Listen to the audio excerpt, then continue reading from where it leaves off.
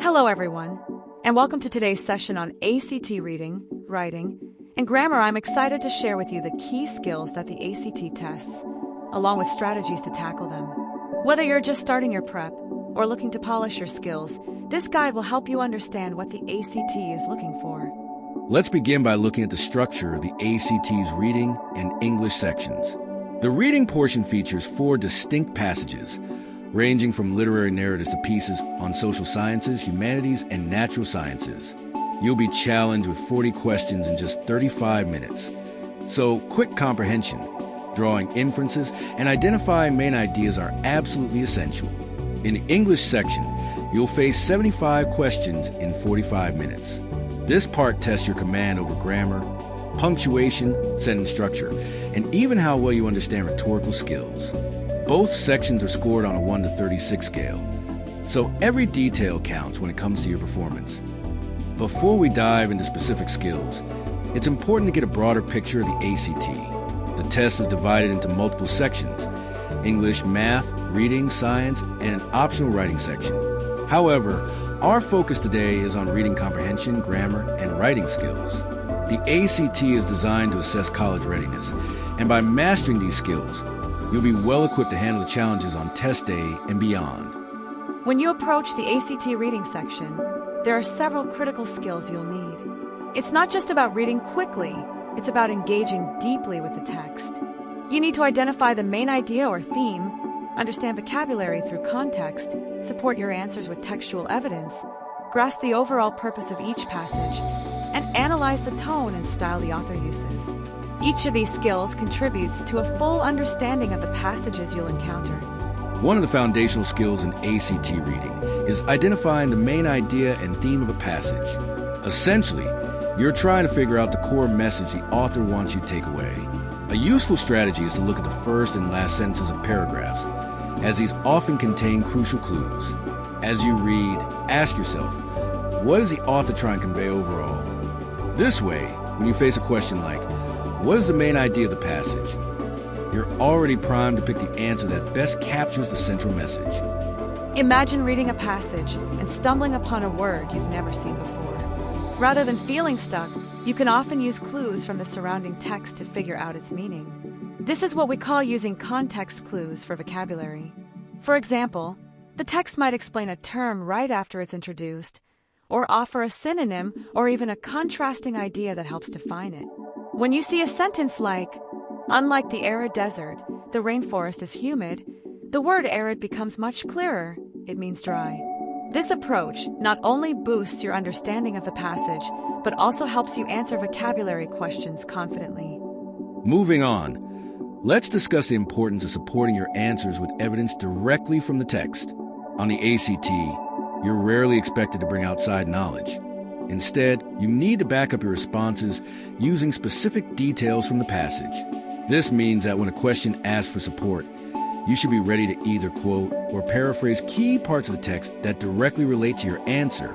It's all about making sure that your interpretation isn't just an opinion, but is firmly grounded in what the author has written. This skill is essential for demonstrating your comprehension and critical thinking. Another crucial aspect of ACT reading is understanding why the passage was written in the first place. Think about the author's goal.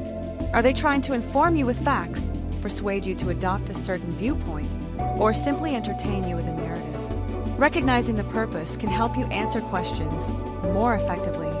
For instance, if you determine that a passage is primarily intended to inform, you'll know to look for clear, straightforward explanations rather than persuasive language.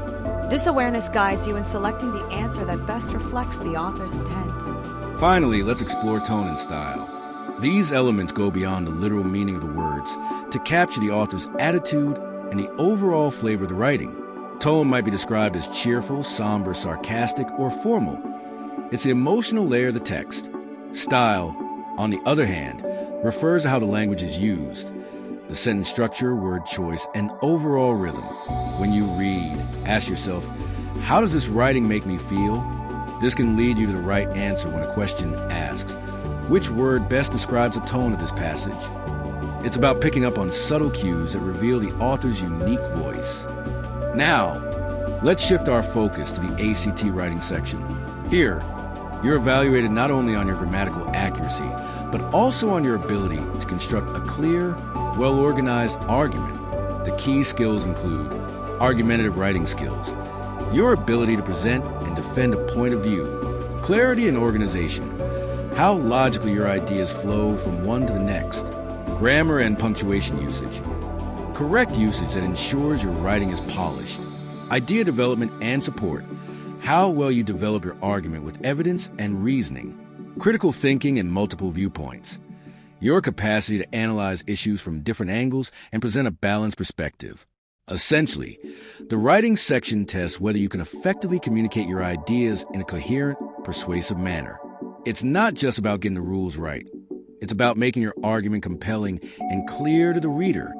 One of the most important writing skills tested on the ACT is the ability to craft an argumentative essay. This means writing an essay that presents and defends a claim using logical reasoning and strong evidence. A solid argumentative essay starts with a clear thesis, a single sentence that states your main argument. From there, every point you make should be supported with relevant examples, statistics, or reasoning. Another key element, addressing counterarguments. A strong argument doesn't just state one side, it acknowledges the opposing view and explains why your argument is stronger. A common ACT question might ask, which statement is the best thesis for an argumentative essay? Your goal is to pick the one that clearly takes a stance while setting up a logical argument. Have you ever read something that just felt all over the place? Maybe the ideas jumped around, or the sentences were too long and confusing. That's exactly what we want to avoid in good writing, especially on the ACT. Clarity and organization are all about structuring your writing logically, so your ideas flow smoothly. A great way to do this is by using topic sentences to introduce each paragraph's main idea. Then, make sure your details follow in a logical order, building on one another instead of jumping around. Another important thing, be concise. The ACT often tests for wordiness, so look for ways to cut unnecessary words. For example, instead of saying, "At this point in time, I believe that the author is making a claim about," just say, "The author claims." It's clearer and more direct. A question you might see on the test could ask, which sentence best improves the clarity of this paragraph? The best choice will be the one that eliminates confusion and makes the meaning as straightforward as possible. Next up is grammar and punctuation, one of the biggest areas tested on the ACT English section. While you don't need to memorize every single grammar rule, you do need to recognize and fix common mistakes. One big one is comma splices. This happens when two sentences are joined incorrectly. For example, "I love reading, it helps me relax." To fix it, you could use a conjunction. "I love reading because it helps me relax." Another tricky issue is misplaced modifiers, where a phrase isn't clearly connected to the word it describes. Take this sentence, "Running to class, my book fell out of my bag." This makes it sound like the book was running. A clearer version would be, "As I ran to class, my book fell out of my bag." A typical ACT question might ask, which sentence is grammatically correct? The best choice will follow standard grammar rules, avoid awkward phrasing, and use punctuation correctly. Okay, so you've got your ideas organized and your grammar is solid. Now, let's talk about idea development, or in simple terms, how to make your argument stronger. Good writing isn't just about stating opinions. It's about backing them up with strong evidence. That means using examples, real-world cases or stories that illustrate your point, facts and statistics, actual data that support your claim, explanations, the why and how behind your argument. One of the biggest mistakes students make is being too vague.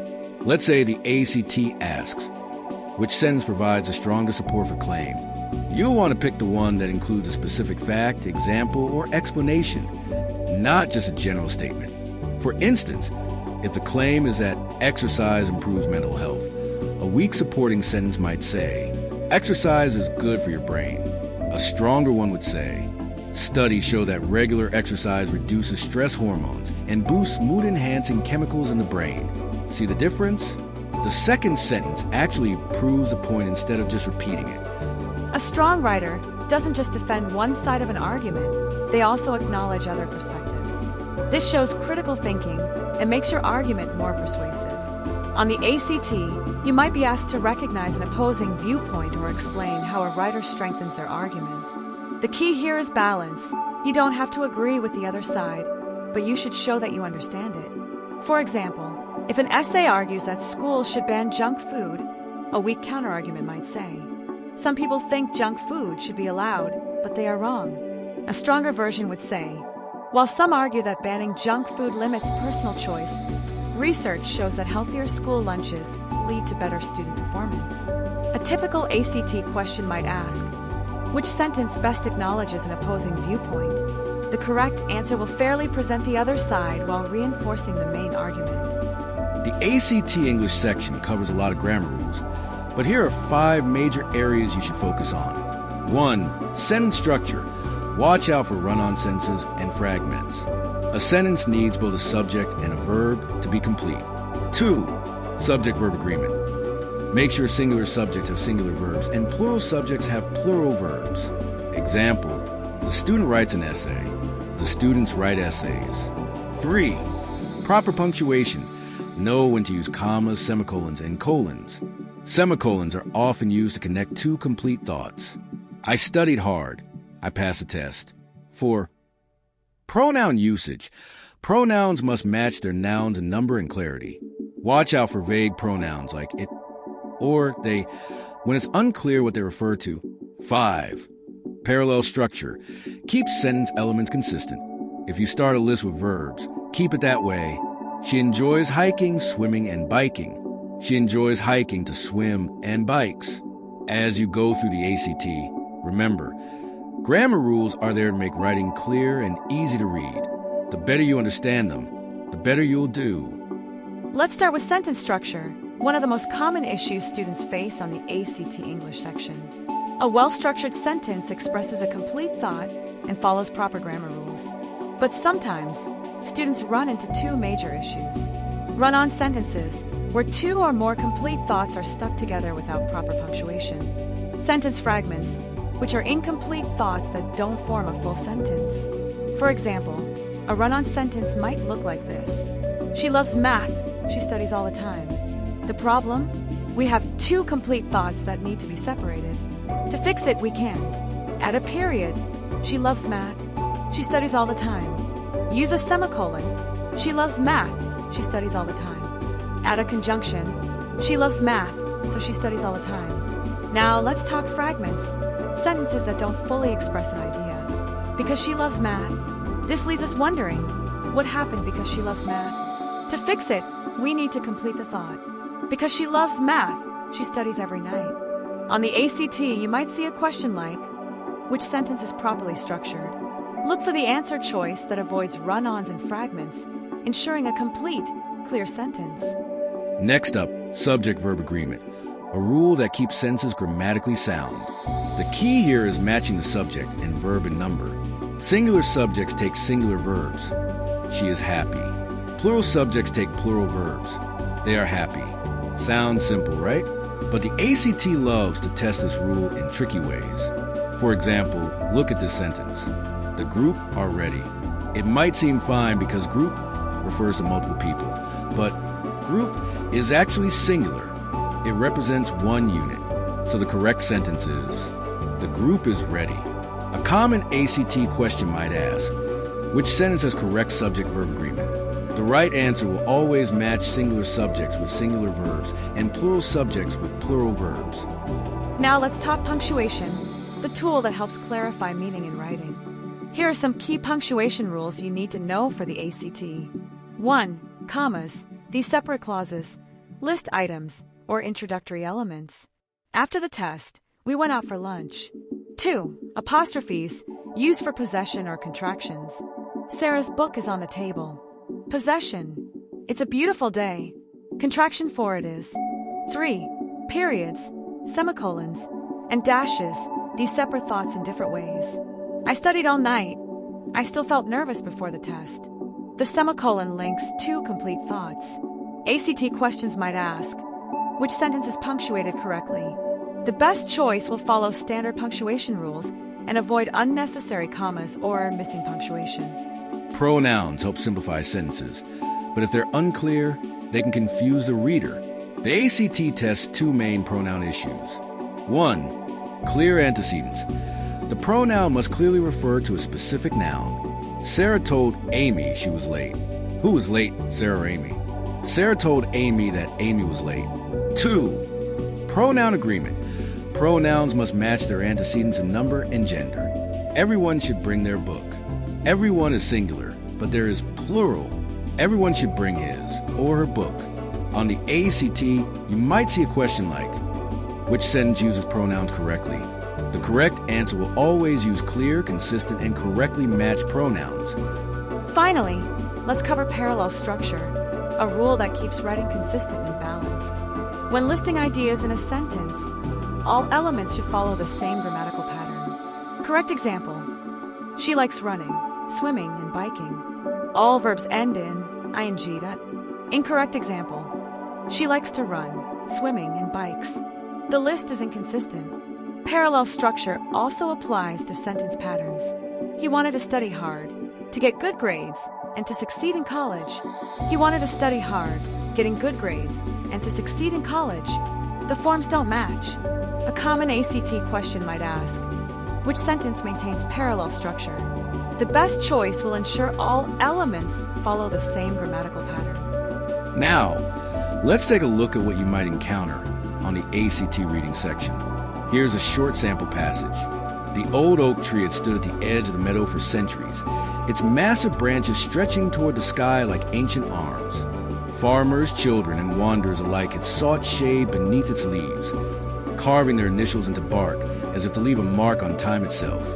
Now, however, the tree stood alone, its roots weakened by years of storms and shifting earth. The once proud limbs now drooped, heavy with age, waiting for the inevitable fall. Now, let's look at a typical ACT question. What is the main theme of the passage? A. The strength and resilience of nature. B. The inevitability of change and time. C. The role of trees in agriculture. D. The impact of storms on the environment.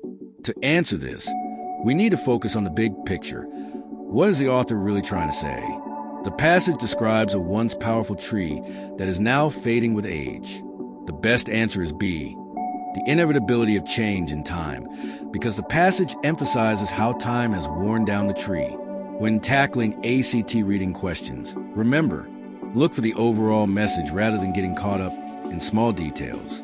Eliminate choices that focus on minor details or incorrect interpretations. Use context clues to support your answer. These strategies will help you make confident and accurate inferences on the test. Now let's shift to the ACT writing section, which requires you to craft a strong, well-supported argument. Here's an example prompt. Many schools are considering switching to a 4-day school week to improve student well-being and reduce costs. Some argue that this would provide students with more rest and family time, while others worry about the impact on learning and working parents. Should schools adopt a 4-day schedule? Write an essay supporting your position. When approaching a question like this, follow a structured approach. State your position clearly. Decide your stance. Are you for or against the change? Be clear in your thesis statement. Provide strong support. Use specific examples, logical reasoning, and possible counterarguments. Example for support: a 4-day week can improve student mental health and reduce burnout. Example against support: a 4-day week might create child care challenges for parents. Organize your ideas. Follow a simple structure. Introduction: present the issue and your position. Body paragraphs: each paragraph should focus on a single reason supporting your argument. Counterargument: address the opposing side and explain why your argument is stronger. Conclusion: restate your position and summarize key points. The ACT writing test isn't about having the right opinion, it's about crafting a well-organized, logical, and supported argument. Now, let's go over some essential test-taking strategies to help you maximize your score. 1. Master time management. The reading section gives you 35 minutes for 40 questions, less than a minute per question. Skim the passage first, underline key ideas, and answer the easy questions first before coming back to harder ones. The writing section is 40 minutes. Spend the first 10 minutes planning, 25 minutes writing, and 5 minutes revising. 2. Eliminate wrong answers. If two answer choices say the same thing in different words, they're both wrong. Avoid extreme answers. If an option includes words like always or never, it's probably incorrect. 3. Practice writing under time conditions. Set a 40-minute timer and write an essay from a sample prompt. Focus on clear organization and supporting details. Don't get stuck on minor grammar issues. 4. Review common grammar and punctuation rules. Make sure you know your commas, subject-verb agreement, and parallel structure. The ACT loves to test common errors. Practicing these ahead of time will save you time on the test. To wrap up, let's review what we've covered today. Reading section. Focus on main ideas, inferences, and eliminating wrong answers. Writing section. Organize your argument clearly and support it with strong examples. Grammar and punctuation. Watch out for run-ons, subject-verb agreement, and pronoun clarity. Test-taking tips. Manage your time, eliminate wrong choices, and practice under test conditions. The best way to improve your ACT score is to practice consistently, read sample passages, write timed essays, and review grammar rules regularly. If you're looking for extra resources, check out official ACT practice tests, grammar guides, and sample essay prompts. Good luck, and remember, you've got this.